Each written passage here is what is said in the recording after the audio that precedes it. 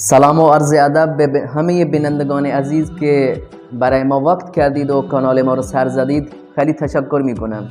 میدونم که انگلیش یعنی انگلیسی زبان بین المللیه، یعنی انگلیش اینترنشنال لنگویج، زبان انگلیسی زبان بین المللی هست، ولی اون چیزی که به درد ما میخوره زبان فارسیه. میدونید چرا؟ چون تنها زبانی بود، زبان فارسی، که دین اسلام از عرب به عجم منتقل شد، همین زبان بود و خیلی شعرای بزرگ در سرزمین ایران متولد شدند و الان هم خیلی مشهورند. مثل سعدی نداریم در جهان، مثل سعدی نداریم. به این علت میخواهیم فارسی رو یاد بگیریم. برای ما خیلی اهمیت داره.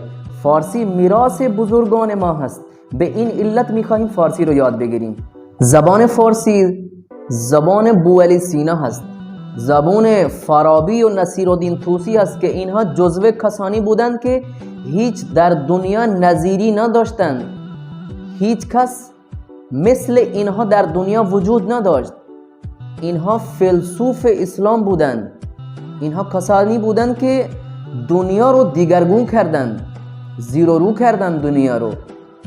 اگر بخوایم که زندگی نامشون رو بفهمیم باید زبان فارسی رو بلد باشیم. امروز در دنیا نگاه کنید که ملت کفر مقابل ملت ایران اسلامی ایستاده و ایرانی ها طناب اسلام رو رهایش نکردن.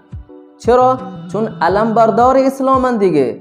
اگر بفهمیم که موفقیت و پیروزیشون چه عملی وجود داشت باید زبان فارسی رو یاد بگیریم. برای ما پاکستانی ها خیلی اهمیت داره که ما فارسی رو بلد باشیم.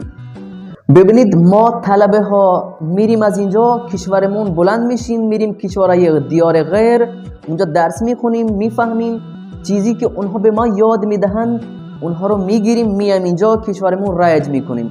اگر تفکرات خوبی داشته باشیم که خوبه، همون تفکرات اسلامی رو توی کشورمون رایج میکنیم. اگر تفکرات بدی داشته باشیم، همون تفکراتی که داشتن قبلی ها و کشور ما رو زیر و رو کردن، دیگرگون کردن و غلامی اون کشوری که اصلا اسلام رو قبول نداره فروختن به ما اونها.